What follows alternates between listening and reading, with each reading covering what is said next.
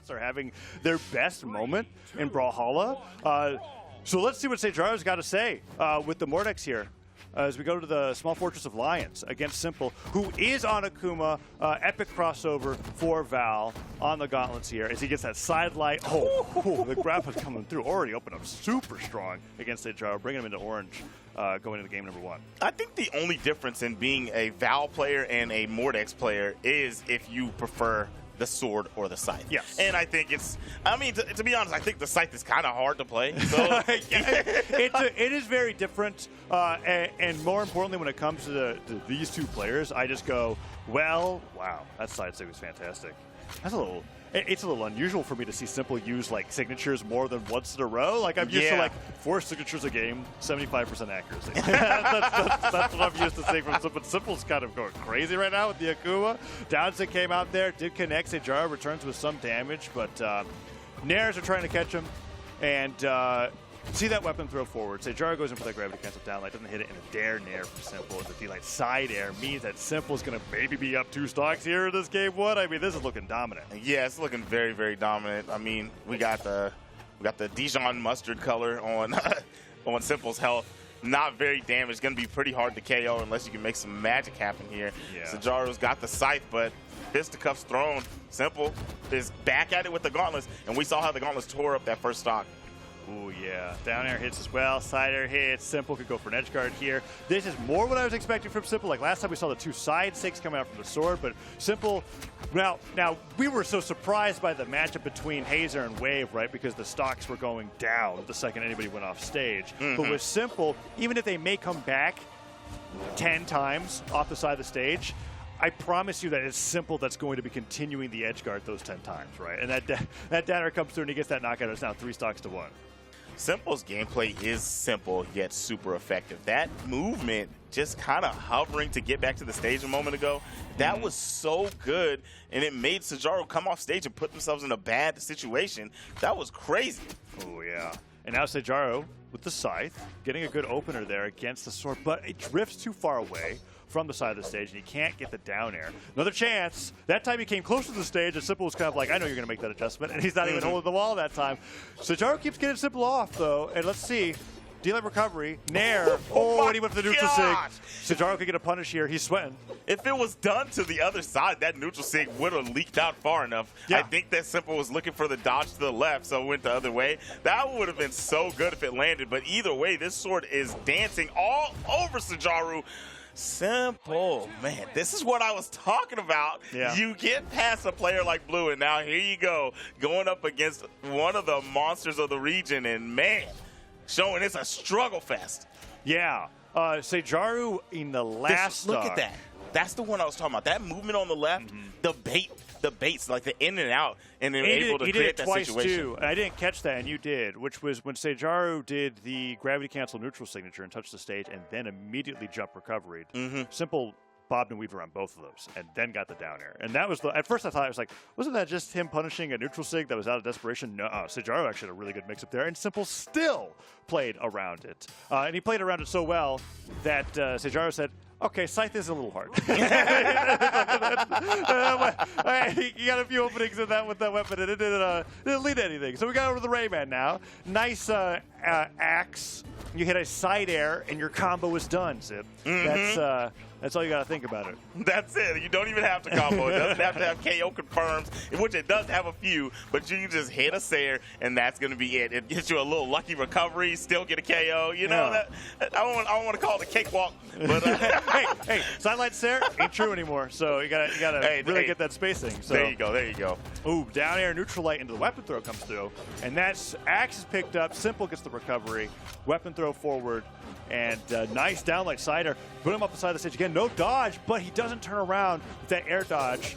But he gets to use the edge guard, right? And that side that comes through, he just uses it to reposition. Neutral light catches him. Did he even touch? He did. Okay, so he did touch the ground. It was one of those cases where it's like because the neutral light grabs you, doesn't really grab you, but sometimes it's like if he hits him in a certain spot, maybe you don't end up getting your jumps back. But Seijaru did, and now he's in an edge guard situation. In a close first stock. It's definitely always interesting to me how that neutral light will make you sometimes not get your jumps back, but other times it doesn't. And, you know, I haven't really watched it in slow motion to see the science behind it, but either way it goes, that was a good KO from simple over the top with the sword switching right back to the gauntlets to hand out the beats and try to get this damage up really, really fast. Yeah, really big deal that Seijaru was able to open up here with the lead. And while he has switched over to Rayman, the weapon switch is not really what's making the difference here. It's been mostly Seijaru on the gauntlets, just doing a better job against simple off stage and keeping simple off stage while he has the edge guard situation. Nice neutral light there, even up in game 2-2. Yeah, I mean, well, the first stock, the axe did do some pretty good work. It wasn't able to close, but it did pretty good. I think this is right here is whenever it was tough. The sword of simple versus the axe was really getting Seijaru's axe cleaned up. So you gotta, I don't know, if you could force a situation where the gauntlets come back out because that's where you've been shining, or just go gauntlets into the sword. I don't mean, do you even get to play this stock? Ground pound? No, you don't. Man, simple makes edge guarding look so easy, and I know it's not. I've tried so many situations like that. You know what happens to be there? I get hit by the axe recovery, and I'm like, axe. Exactly. Axe recovery comes through. Not simple. Simple gets that edge guard with the side six. Seijaru makes it back, and he waits at all the options just to hit him with that ground pound and takes the lead handily, 2-1. And he's barely got a scratch on him. Seijaru now in the gauntlets, like we were talking about, and simple disarm. Picks up a fresh sword, though. Ooh. Oh, Seijaru, you're low on jumps. Okay, nice job. That one of those moments where that wake-up recovery off of getting hit is like actually the best choice instead of just leading to you getting hit again. I like the wake-up from Seijaru right there. That was good. Gravity cancel into the downlight. Ooh, but I'm getting scared because some of these whiffs, like it's a lot of consecutive whiffs, and Simple's not going to let you keep whiffing like that. It's going to be some punches coming in soon. Almost got the stock. Nice chase, regardless. Seijaru, even in the game. That was a really great reaction from Seijaru as well, knowing that Simple wanted the weapon and then choosing the gravity cancel to pivot the downlight, and then you got that true combo with the recovery right afterwards, easy peasy. Simple goes off the top and gets punished for picking up the gauntlets, or trying to pick up the gauntlets. Now he's got gauntlets in hand, and a recovery will punish Seijaru for that side sig. But so far, not a big enough lead for me to be like, all right, what is Seijaru going to do, right? Like off stage here, he could possibly get a nair. No, recovery dodged out of the way, but that nair does hit. Damage still in Simple's lead.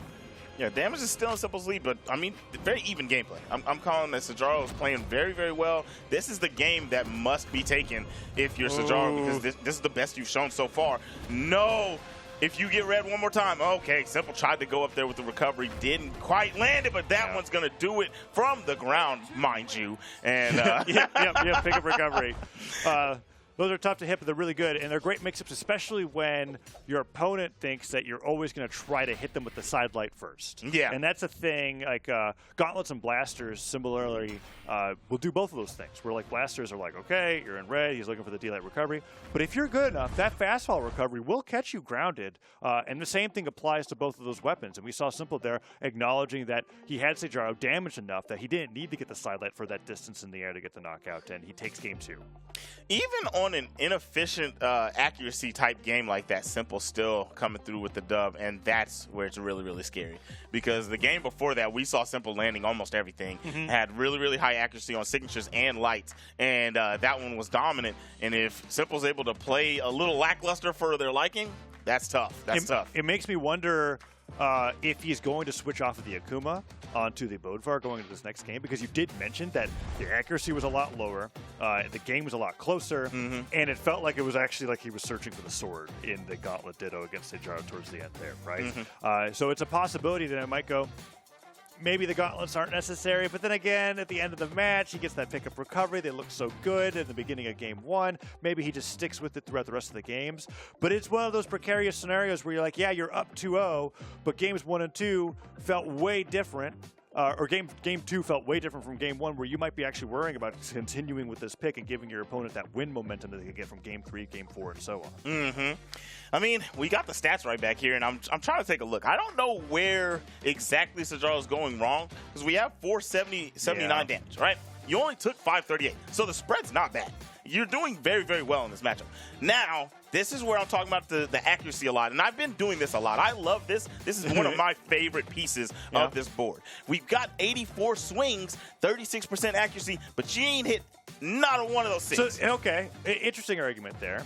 I do feel like that with Rayman, when you're using the down sig at the side of the stage, that you kind of aren't expecting to hit with it. and that's yes, mostly what I can Seijaru agree was with doing. that. We talk about the third glove every once in a while, right? And you don't want to get hit by it. But there are certain signatures that I feel like are better as zoning signatures, and Rayman down sig on the edge is one of those. So I'm like, okay, maybe I can forgive that accuracy. The side sig, not so much. That one was... He got hit for that one. I'll give you that those signatures don't count because of the edge guarding. Okay. I'll give you that. But still 34% on 84 swings on light attacks. I don't know about that one, Chief. Ooh, yeah, that's a good point. That's a harder one to argue. We finally got it. Zip, we've got the Val ditto. We got it. We got it. This is what we were talking about potentially happening at Game 1, but Seijaru decided to put the Gauntlet Legends through the Gauntlet, right? And now we've got ourselves in the Val ditto, going up against simpLe on the Akuma, but Seijaru on the Val. And now we're on Miami Dome, where, honestly, I was trying to talk about the differences between Val and Akuma. No, they both cover the same parts of the stage, where they can hit that top platform, one of the highest platform heights in the game, with the neutral sig on both their kits. So we'll be able to see if they're going to take advantage of that here. simpLe goes with the edge guard here, and the ground pound forces the sweat beads, but Seijaru makes it back, sword picked up, and the side light catches simpLe jumping as that nair comes through, but the nair stops him from getting that ground pound, and now simpLe's back in the same edge guard that he was before. That was great information. Wow, coming downtown to talk to you. I mean, it's happened once. It's going to happen again. Like, you can't just keep making those situations happen down there on the side. simpLe will turn those around. But I did want to give you kudos on that breakdown information. The neutral signature reaching the platform, I did not know that, and I definitely didn't think about that, and I wouldn't have until I saw it. Yeah, Val sword neutral sig. It's fantastic here. And it's something to think about because, like, when Crystal Temple was really popular, it was like one of those stages where I know Orion main flip going here. Because your neutral sig blasts literally the entire platform. You take an Orion here and none of their signatures can do anything. Oh, is that going to be it? Goodness. That's it. Yep, ground pound hits. And Seijaru grasping at straws there, trying to get those neutral sig recoveries to work. And at the very least, right, we got to see him do it with Mordex. We've seen him do it with Val. Rayman could have technically done it, but he just... didn't really have the axe that much in his hand, but simpLe off stage on that right side of the stage, it's just been curtains for Seijaru and so much damage coming through. He gets the recovery, but this is a close repeat to Game 1 than Game 2 for sure. That's actually straight facts. I forgot how dominant Game 1 was. That was ridiculous. There was that sequence with the gauntlets where it really put Seijaru in a huge deficit that Seijaru wasn't able to climb back out of. Here we go. It's sword versus sword. Let me see the clash going on here. Yeah, first time we've seen Seijaru on the weapon this set. Cider comes through, but that neutral doesn't catch the punish, and the neutral signature, really tight spacing. Are Is we that 3 talking ground about pounds? the trifecta, the 3 for 3? Yeah. Yo. Yeah, we are. simpLe destroyed Seijaru in that game. That was quick. 2 ground pound knockouts and a dare for good measure. Yeah, we're going to see it right here where simpLe, like, Seijaru takes, he tries to go for a punish of his own. simpLe dodges right around it and gets another ground pound. That ground pound catches him. And the neutral signature here, I love this. simpLe is so mindful of the threat of that neutral sig that he double jumps, knowing 1, that he needed to get out of range of it, and 2, that he had that much time. It's not like you're just going to get out of that animation just because you hit the wall. You have to let the entire signature finish, and that down air there will catch Seijaru out of the sweat beads, which was absolutely necessary.